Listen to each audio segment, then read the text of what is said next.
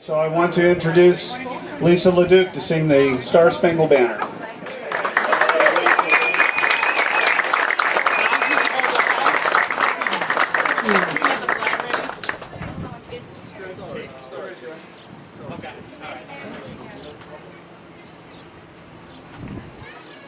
Oh, say, can you see by the dawn's early light what so proudly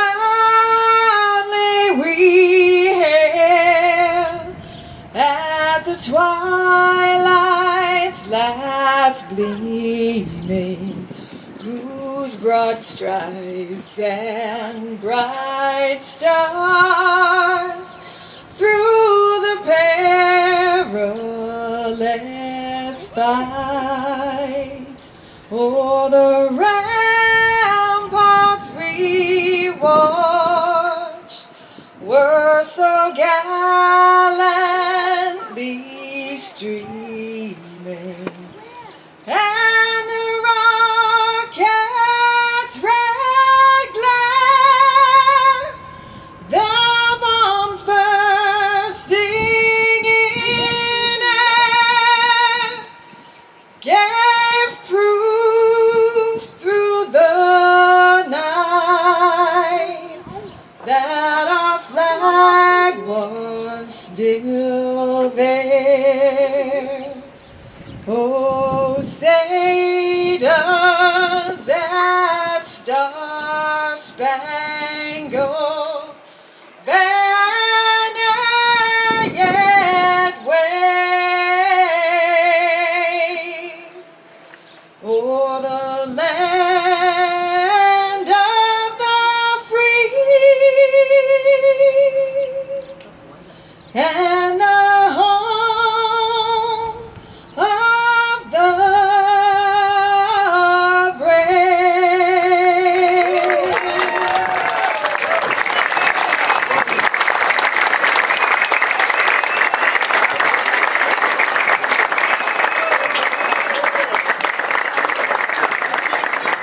Wow, that was a treat for sure, huh? Wow, excellent. I just wanted to say a couple of things here. I am Randy Hunt, and I am the state representative for the 5th Barnstable District.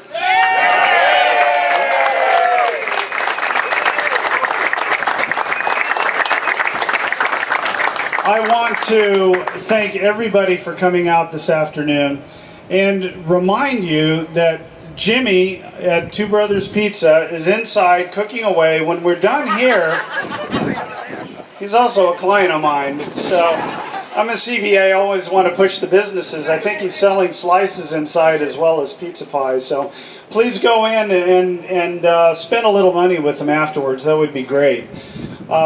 And I want to thank Scott Brown for being here and being very supportive, and his staff as well, who've done a really excellent job getting Cape Cod invigorated and up and running over the last several months. Thank you.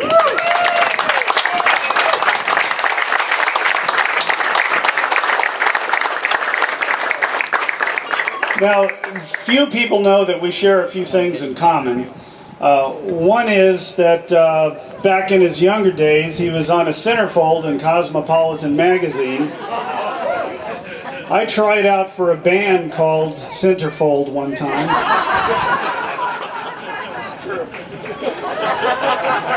Scott was a selectman in Rentham. I was a selectman here.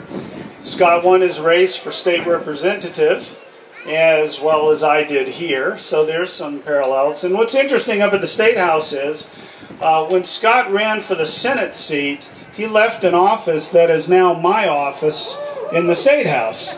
So it's very inspirational in one respect, in that I understand that Scott is very thrifty, because it has probably the worst furniture in the entire State House. I have a chair that is dangerous, and if you sit down too quickly, you're just as likely to land on the floor as being sitting up, which I mentioned to some lobbyists and not to others, you know? Gets their attention. A couple of other things. I ran 2 years ago on the fact that we needed to do everything that we could to support bringing the economy back around and getting jobs back into the system here. And we have been working very hard as the Republican Party at the State House to do that.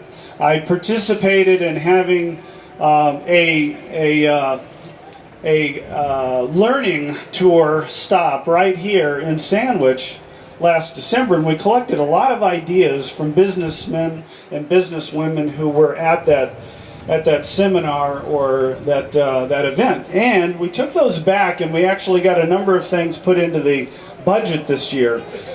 The fact that we went from 15 Republicans in the House of Representatives to 33 made a big difference. In the last 2 years, we have had the Speaker of the House and the Senate President swearing off raising taxes and fees, and that's because of what we did by getting more Republicans in the House of Representatives.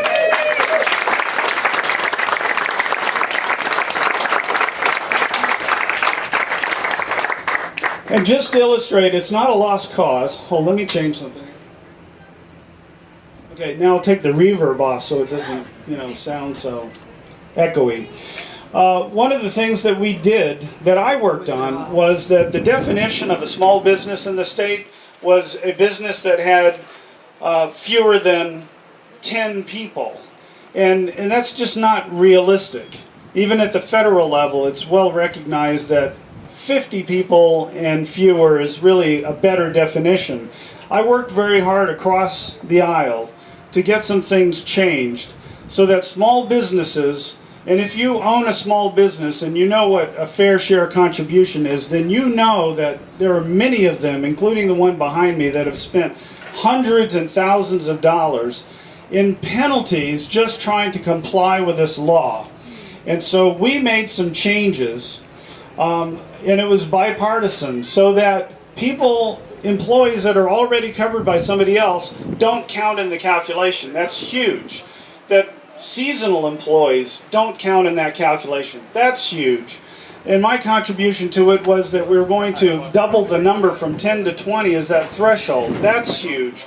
All of those things happen because we have to be able to, as 33 of us, Republicans in the State House, cross the aisle, work with other people, make sure that those types of things happen. And I'm very proud to say that I was able to get that into the House version of the bill that we just had passed a few weeks ago. So that type of thing is big. Here's another one, veterans benefits. It's pretty well recognized, yes. It's pretty well recognized that in Massachusetts we have a decent set of veterans benefits. Scott Brown was instrumental in getting something that seems so simple but so brilliant done, and that is on the state tax return. You can check a box to say that you're a veteran. That information goes to our veteran services, and they are able to identify people that way who may not have called on their own, but to say, hey, we have this list of benefits that you can take advantage of. On the last day of May, the governor signed the Valor Act, and that is an additional series of benefits for veterans. And I'll just mention two. One is that experience that they get when they're in active duty will count towards college credit at state institutions. And that's big.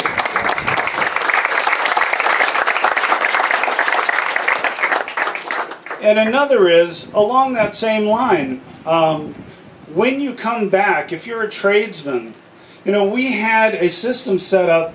I actually ran across a case of a plumber whose license lapsed while he was serving in Afghanistan. And he came back and the state agency said, well, you have to start all over with your application for being a plumber. That's ridiculous. And that has been eliminated as part of this, and along with a number of other things that help out veterans and Gold Star families.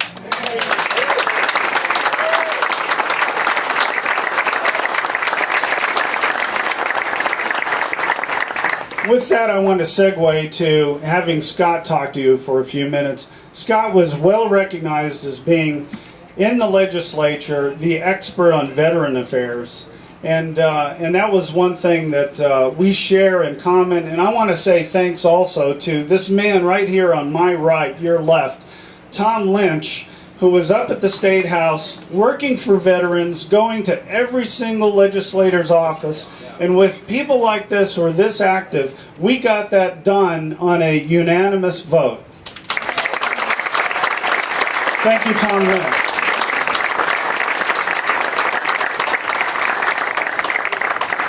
And now, because I do realize there were no long lines of people lining up to get a picture with me, I will introduce our U.S. Senator Scott Brown to say a few words. Thank you, Scott. Thank you very much. Thank you very, very much. Thank you, please. Thank you. First of all, thank you for taking time out of your busy post-4th celebration and coming down here and spending a few minutes with us. I appreciate it. It's wonderful to see you, Randy, and thank you for your representation down here. I see Tom Keys is here. He's running for the state senate as well. Good luck, Tom. I know there's a lot of local selectmen and other officials here. Thank you all for that service. Being a former selectman, I remember like it was yesterday what that was like, and it was a very, very rewarding time in my life. And I want to just thank our business owners here in the plaza for allowing us to kind of disrupt things for a few minutes. Listen, for those of you who know nothing about me, I just want to say I saw somebody had a couple of books here to sign. My mom and dad were married and divorced 4 times each. And right now, I know it's funny if it wasn't so tragic, it'd be fun. But it's right now, Dad's happily married and Mom's happily divorced, and that's a good thing. And I lived in 17 houses by the time I was 18. And I remember like it was yesterday when my mom was working 2 or 3 jobs to help put a roof over my sister and my head. And I remember her getting a little bit of assistance when she needed it. But it wasn't a lifelong entitlement, it was something that was there as a safety net. And I've been working very hard when I look at things like LIHEAP, which is fuel assistance for folks that can't afford to heat their homes. I remember what it was like to get that helping hand, and that's why I'm out advocating and trying to make sure we also have those opportunities for people who need a helping hand. Just want to find a way to pay for it, because right now, trust me, the federal government is not a good steward of your money.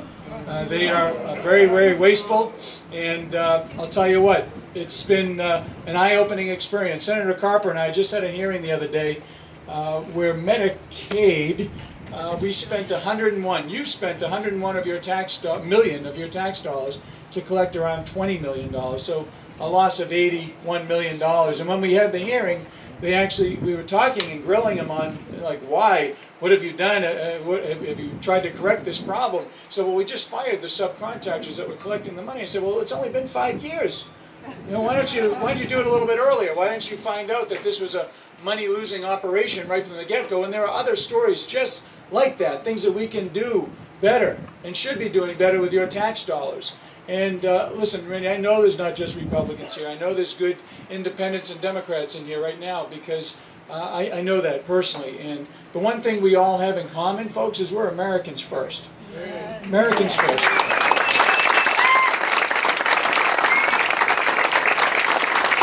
And I think that's important to note, because we are in deep trouble. We're in a fiscal and financial emergency. We're borrowing 43 cents on every dollar.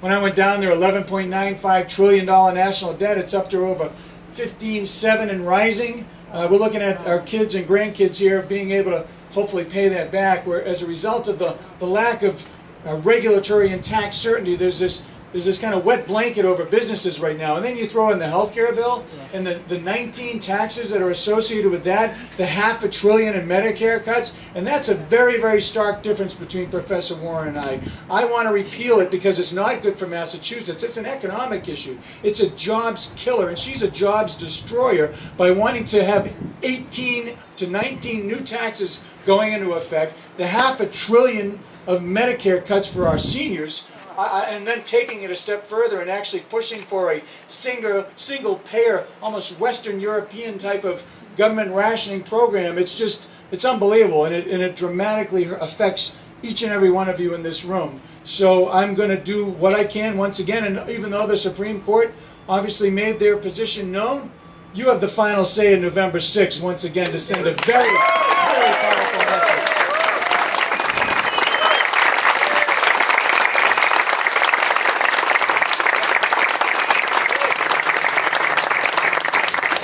So, listen, I know you could be doing other things. I would encourage you to do a few things. Get on scottbrown.com, sign up, let us know what you're doing. Let us know how you can help. We have obviously offices down here. We have phone banks signed up. We have sign location needs. Take a bumper sticker. We have them. Put them on your cars. Just help. I can't do it alone. It's too big. We've got trackers here from all over the country. We've got media all over the place. We have people trying to get involved from out of the state. Well, this is a Massachusetts race, and you're Massachusetts voters. So.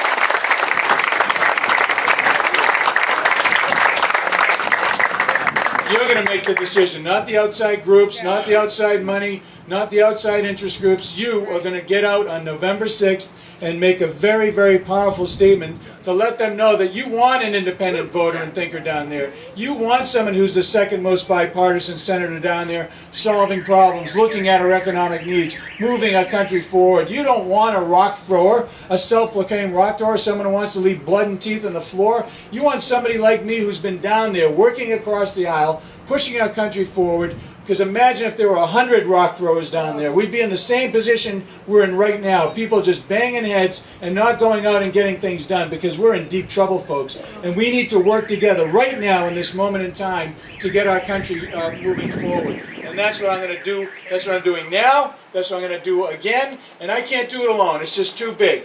So I want to thank you all. There's some folks I haven't met. I want to thank you all for coming down. So please come on up. A handshake and a hug, and we'll put you off back to the beach and back to your families. Thank you very much.